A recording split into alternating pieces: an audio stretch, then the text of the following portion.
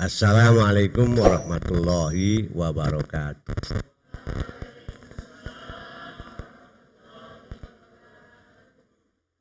Bismillahirrahmanirrahim. Alhamdulillahilladzi arhamana bil ilmi wassihah. Wassalatu wassalamu ala Rasulillah Sayyidina Muhammad ibn Abdillah wa ala alihi wa ashabihi wa man tabi'ahu bi ihsanin ila yaumil qiyamah, amma ba'd.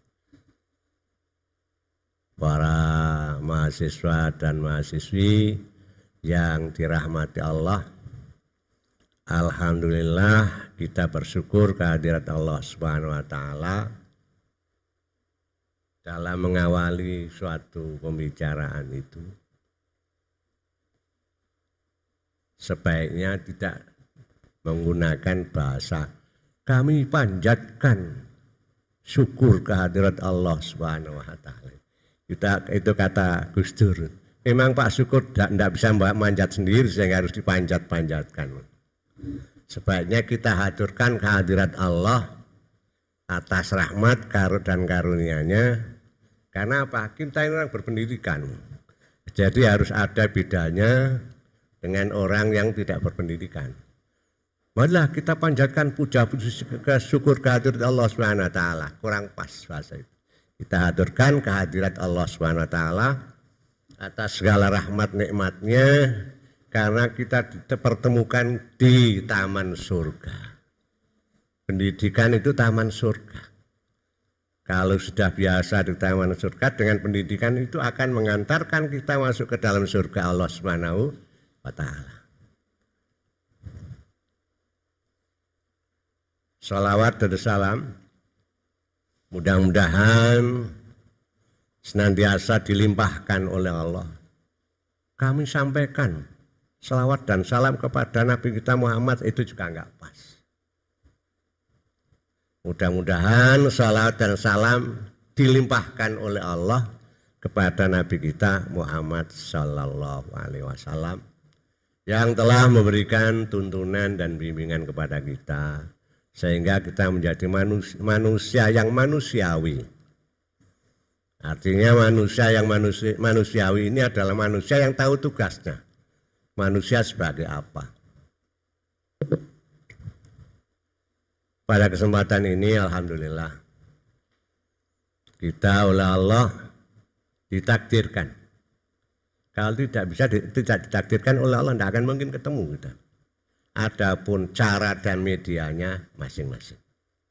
Kalau tidak ditakdirkan, tidak bisa ketemu. Ini semuanya adalah atas kehendak Allah. Ada yang menjawab, ini kan usahanya Pak Nur supaya Pak Nur berusaha sedemikian rupa kalau Allah tidak menakdirkan, tidak akan terjadi. Alhamdulillah kita ditakdirkan oleh Allah dalam pertemuan yang baik. Pertemuan taman surga. Andai kata dipertemukan dengan pertemuan yang tidak baik, maka celaka bagi kita. Umpamanya ada orang dalam pertemuan itu diisi dengan minum-minuman keras. Itu kan pertemuan yang tidak baik. Dalam pertemuan ini akan saya sampaikan tentang manusia dan segala kebutuhannya. Manusia itu dalam bahasa Arab, man itu orang. Man itu orang. Nusia diberi sifat lupa. Jadi manusia tidak ada yang sempurna kalau manusia tidak punya sifat lupa.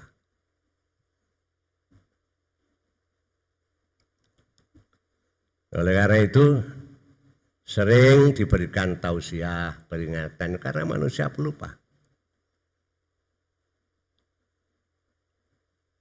Kata Allah di dalam Al-Quran, fadzakir fa inna dzikra tanfa'ul mu'minin.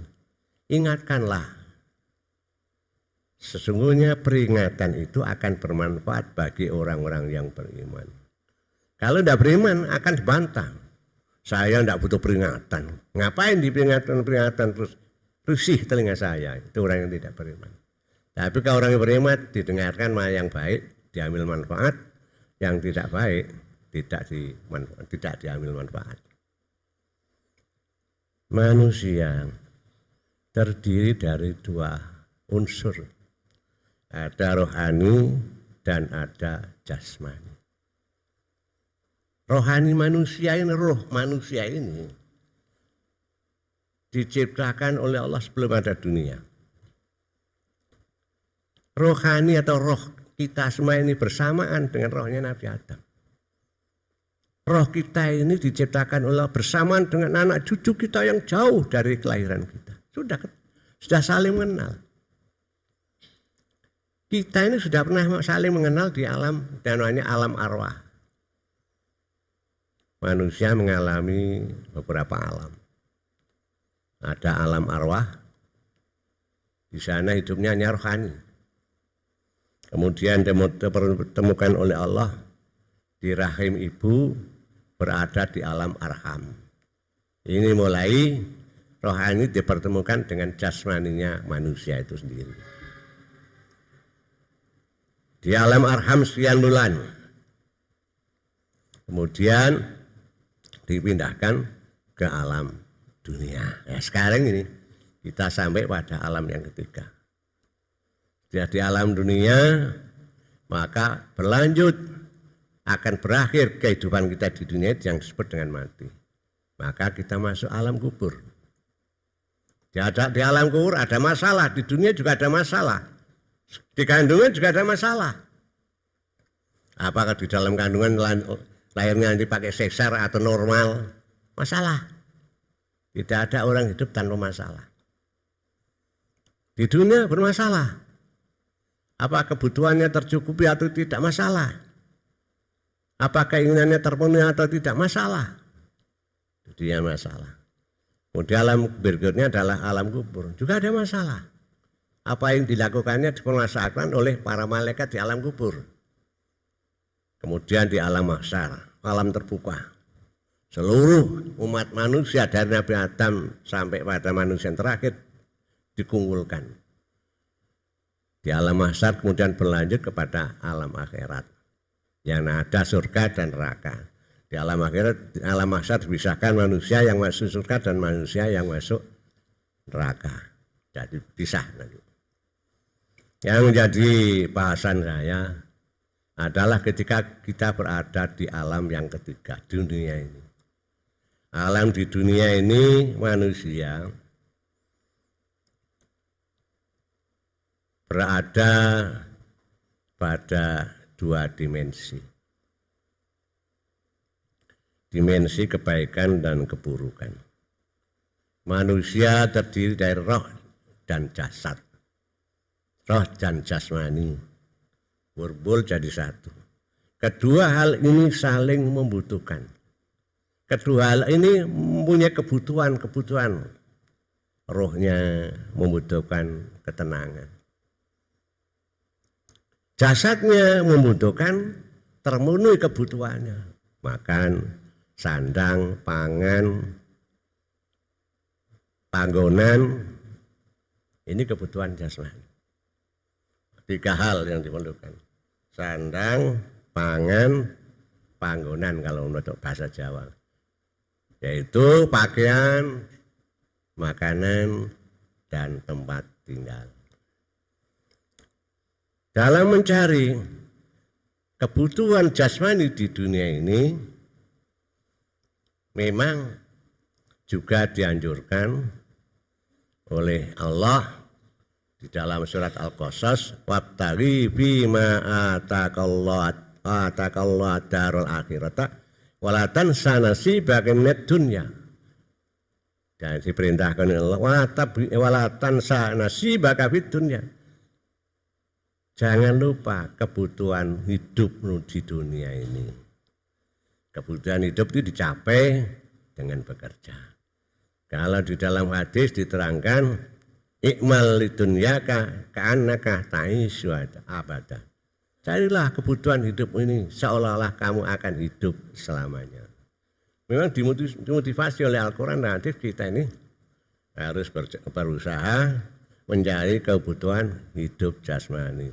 Coba itu dilihat pada surat Al-Qasas ayat 76 sampai 78. Tolong di HP masing-masing.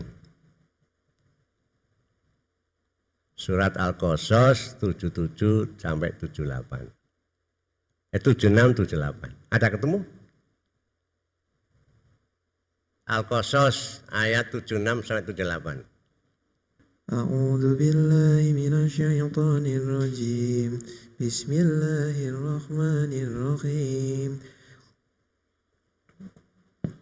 Inna Qaruna kana min qaumi Musa fabagha alaihim wa atainahu minal kunuzi ma inna mafatihahu latanu bil usbati ulil quwwah idh qala lahu qaumuhu la tafrah innallaha la yuhibbul farihin wabtaghi fima ataka Allahu ad-daral akhirata wa la tansa nasibaka minad dunya wa ahsin kama ahsana Allahu ilaika wa la tabghil fasada fil ard innallaha la yuhibbul mufsidin. Qala innama utituhu ala ilmin indi awalam ya'lam anna Allaha qad ahlaka min qablihi minal quruni man huwa ashaddu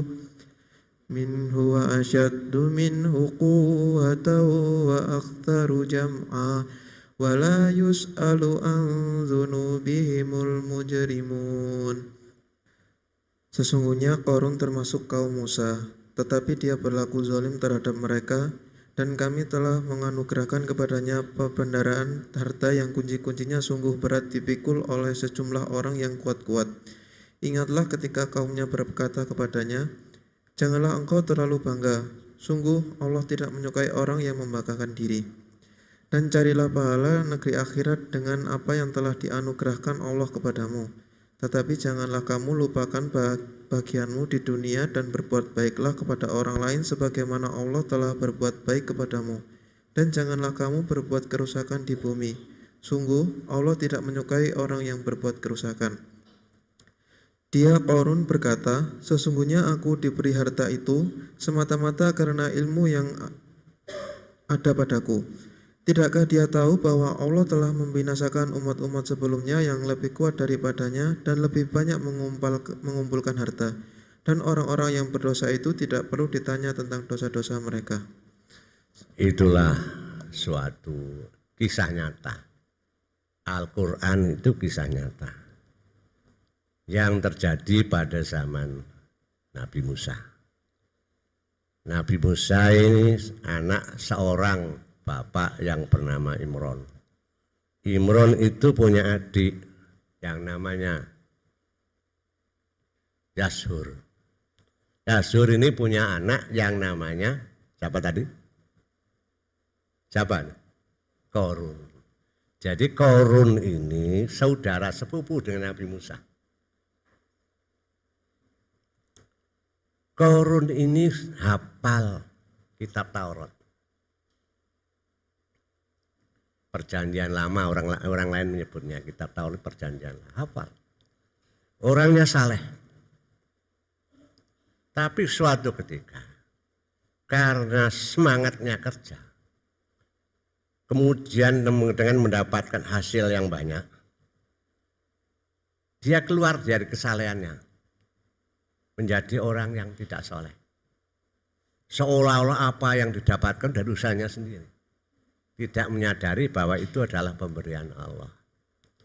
Karena menganggap keberhasilan itu dari dirinya sendiri bukan dari Allah. Sehingga dia menjadi orang yang sombong. Ini hasilnya kalau mau kerja semangat, saya ini jangan seperti kamu, malas. Jadi semua ini usaha saya bukan dari Allah. Jadi menjadi ingkar pada Allah. Semakin ingkar oleh Allah, semakin diberi istidraj. Makanya kalian jangan lupa, Saya ini sudah sholat 5 waktu, Jumatan, sholat malam dan lain sebagainya. Pas hidup seperti ini, tuh lihat orang lain. Tidak pernah sholat malah nyembah patung. Tuhannya kadang-kadang dibersihin sendiri, setelah itu disembah. Itu kok kaya-kaya. Itu istidraj. Istidraj itu dilulu, tahu dilulu, bahasa dilulu. Dimanjakan. Apa yang diinginkan dituruti biar dia menjadi orang semakin sesat. Korun seperti itu.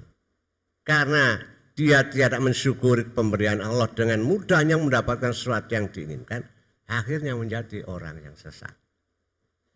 Takabur, menyombongkan dirinya, tidak mengakui itu pemberian dari Allah. Kalau kalian dengar ada harta yang terpendam disebut dengan harta karun. Kemudian karena kesesatannya itu disebabkan merasa berhasil karena dirinya sendiri, tidak mengakui atas pemberian Allah, akhirnya menjadi orang yang sesat. Kekayaannya tidak ada sampai sekarang yang membandingi Korun.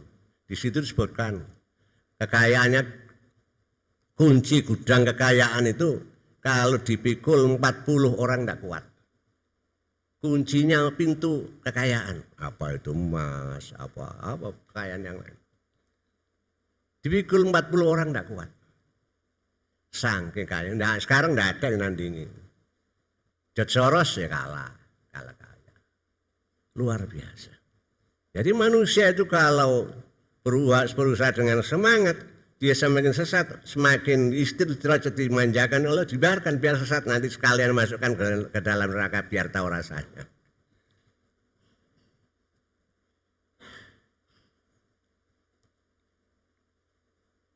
Kemudian Korun ini dengan kesesatannya itu berkali-kali diingatkan oleh Nabi Musa sebagai saudaranya, saudara sepupu. Jangan kamu seperti itu. Nah, Korun itu orangnya memang cocok jadi orang kaya itu. Wajahnya tampan, gagah. Jadi dilihat dari segi fisik dan rupanya pantas jadi orang kaya. Kan kadang-kadang ada orang kaya tapi orangnya jelek gitu. Ini orang jelek kok kaya ini, nggak pantas. Yang pantas kaya seperti Korun itu. Nah, yang orang sombong dan ganteng, tampan rupanya, sombongnya pantas. Tapi gak ganteng, sombong. Gak pantas kan? Gak kaya, sombong. Kalau Korun sombong pantas, tapi meskipun pantas menurut pandangan lahiriah, menurut Allah ya gak pantas. Menurut orang juga pada umumnya juga gak pantas. Kemudian Korun ini dalam perjalanan hidupnya, saya katakan tadi, dulunya orang soleh. Oleh karena jangan merasa puas lebih dulu sekarang menjadi orang baik, agar selamanya baik ya belum tentu. Kadang-kadang digoda dengan harta. Harta yang melimpah menyebabkan dia lupa. Kadang-kadang karena kekurangan harta juga menjadi lupa kepada Allah. Hidupnya juga tersesat juga ada. Tapi ada orang dengan kekayaan yang melimpah semakin dekat semakin semangat ibadahnya juga banyak. Ada orang semakin kekurangan ekonomi tapi semakin mendekatkan diri kepada Allah juga semakin banyak. Contohnya Nabi Ayub itu. Semakin miskin bukan semakin jauh tapi semakin dekat kepada Allah. Kemudian berikutnya Korun itu diperingatkan oleh Nabi Musa. Kamu jangan sombong. Carilah harta itu untuk ibadah kepada Allah. Saya apa? Saya ibadah kepada Allah. Saya kekayaan dari hasil jerih payah sendiri. Kemudian pada akhirnya Nabi Musa mengingatkan kamu kekayaan melimpah ruah agar kamu mengeluarkan zakat dari kekayaanmu itu. Saya ini kaya sendiri, ketika saya miskin tidak ada orang bantu saya, setelah kaya Pak minta harta saya dibagi-bagian gratis. Akhirnya tidak mau. Pada akhirnya singkat riwayatnya Korun ini disiksa oleh Allah dengan ditenggelamkan seluruh harta bendanya karena tidak mau membayar zakat. Zakat itu adalah kewajiban yang harus dikeluarkan bagi orang yang sudah punya kemampuan. Kalau tidak mengeluarkan zakat, yang khawatir. Nanti yang nagih itu Allah, bukan manusia. Allah kalau sudah nagih semuanya habis. Saya seperti Korun itu. Ditagih oleh Nabi Musa nggak mau mengeluarkan zakat, Allah yang nagih. Cara menenggelamkan ke dalam bumi. Jadi seluruh harta kekayaannya, kemudian termasuk Korun yang juga ditenggelamkan ke dalam. Oleh karena itu, segala sesuatu yang kita punya, yang kita miliki harus disyukuri. Syukuri bahwa ini adalah anugerah Allah. Caranya ya macam-macam. Apa dikeluarkan infaknya atau sedekahnya, apa dikeluarkan zakatnya dan seterusnya. Itu satu kisah nyata. Dalam Islam tuh bukan fiksi. Raja Fir'aun, Raja Namrud, Korun, terkaya di dunia, tidak ada bandingnya sampai sekarang ini. Ditenggelamkan oleh Allah ke dalam bumi. Karena apa? Dia asalnya orang soleh, menjadi orang yang ingkar, menjadi orang yang sombong. Akhirnya oleh Allah dicabut kesombongannya dengan ditenggelamkan ke dalam bumi. Maka setiap ada cerita menemukan barang di bumi, katanya harta. Bisa juga terjadi, kemungkinan begitu. Karena pada tahun-tahun yang lalu, pada nabi-nabi yang terdahulu kan, bumi ini kan sering banjir. Bumi dibalik ketika zaman siapa itu kaum Ad. Bumi dibalik oleh Allah. Jadi orang-orangnya, penduduknya tertindih oleh bumi. Bisa terjadi. Pada zaman kaum Samud, mereka harus selamat. Mereka menyembuhkan diri di gunung-gunung. Jadi membuat rumah di gunung. Supaya aman. Ternyata oleh Allah dihancurkan, gunung itu hancur. Kemudian manusianya hancur, lalu terbawa oleh angin, ya mungkin saja kekayaan itu bisa sampai ke Indonesia. Itu cara Allah menghancurkan orang-orang yang ingkar kepada Allah dan menyombongkan diri, menganggap Allah itu tidak ada arti baginya. Karena itu, alhamdulillah kita ini jadi orang yang beriman, sehingga kita apa yang kita usahakan kita miliki ini adalah merupakan anugerah dari Allah dan kita pergunakan untuk kebaikan kita, kebaikan sama manusia. Wala tabghil fasad fil ardi. Jangan kamu membuat kerusakan. Buat kerusakan di bumi. Innallaha la yuhibbul mufsidin. Sebab Allah tidak suka membuat kerusakan di bumi. Membuat kerusakan itu ada secara langsung. Ada secara langsung, ada tidak langsung. Orang yang tidak beribadah itu samanya hal membuat kerusakan. Karena apa? Kalau sudah orang tidak beribadah, Allah akan menurunkan musibah. Maka terjadilah musibah. Sampai kalau dengar ada berita-berita yang luar biasa, ada tsunami, sampai teliti sejarahnya, ada apa kok di situ ada tsunami besar-besaran? Ada apa di situ? Mesti ada kisah. Saya pernah melakukan penelitian sampai di Aceh. Kenapa Aceh itu ditimpa tsunami? Padahal disebut dengan Aceh itu adalah Serambi Mekah. Itu dulu. Ada. Apa ya? Mengapa sampai terjadi semacam itu? Setiap terjadi musibah besar sampai selidiki, itu mesti ada sesuatu yang menyebabkannya itu ada. Ini dari perbuatan manusia karena meninggalkan. Yang kedua, ada secara langsung. Hutan dibabat habis. Kalau dulu sampean mendengar Kalimantan kerja di perusahaan kayu, sekarang tidak ada. Kalimantan itu tidak ada kayu besar, habis. Kayu besar itu ada, sudah di sungai, sudah diikat dengan rantai besar, itu sudah milik cukong-cukong. Di hutan itu tidak ada. Saya keliling sampai Kalimantan sana, dekatnya Sarawak. Masih mending di Jawa. Sampai ke Banyuwangi masih ada hutan. Ke Madiun masih banyak hutan, masih rindang. Itu karena perbuatan manusia. Di Sumatera juga demikian. Jadi habis. Itu kan perbuatan manusia yang sehingga terjadi di mana-mana tanah longsor akibat perbuatan manusia sendiri. Itu secara langsung. Oleh karena itu kita bersyukur kepada Allah menjadi hamba Allah yang masih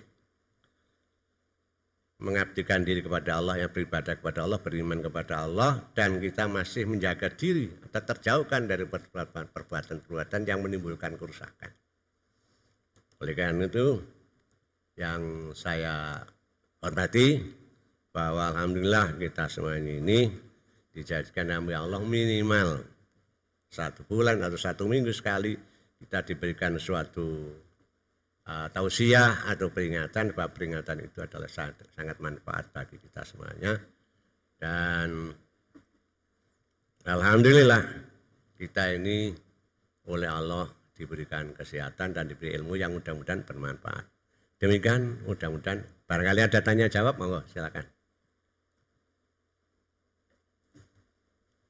Agar pertemuan kita ini dirahmati oleh Allah, mari kita bacakan doa, yang doa ini merupakan doa Al-Quran. Bismillahirrahmanirrahim. Allahumma salli wa sallim wa barik ala sayyidina maulana Muhammad wa sallam wa radiyallahu ta'ala barakan wa lisadatina sahabi rasulillah ajmain alhamdulillahi rabbil alamin. Allahumma arhamna bil Qur'an waj'alhu lana imama wa nura wa huda wa rahmah. Allahumma zakkirna minhu ma nasina wa 'allimna minhu ma jahilna warzuqna tilawatahu ana al-laili wa atrafan nahar waj'alhu lana hujjatan ya rabbal alamin. Allahumma aslih li dinana alladhi wa ismatu amrina wa aslih li lana dunyana allati fiha ma'asina wa aslih lana akhiratana allati fiha ma'atina waj'alil hayata ziyaratan lana fi kulli khairin waj'alil mauta rahatan lana min kulli syarrin. Allahumma ij'al khaira umurana akhirahu wa khaira amalina khawatimahu wa khaira ayyamina yawma alqaka fi. Allahumma inni nas'aluka 'ishatan hani'atan wa mitatan sawiyatan wa martan ghairu mukhzin wa la fadihin. Allahumma inna nas'aluka khairal mas'alati wa khairat du'a wa khairal najahi wa khairal ilmi wa khairal amali wa khairal sawabi wa khairal hayati wa khairal mamati wa thabbitna wa thaqil mawazinana wa haqiq imanana wa rafa' darajatina wa taqabbal salatana wa fil khati'atina wa as'aluka al-ula minal jannah. Allahumma inna nas'aluka mujibati rahmatik wa azaima maghfiratik wa salamata min kulli ismin wal ghanimata min kulli birrin wal fawza bil jannah wan najata minan nar. Allahumma ahsin akibatana fil umuri kulliha wa ajirna min khizyid dunya wa adzabil akhirah.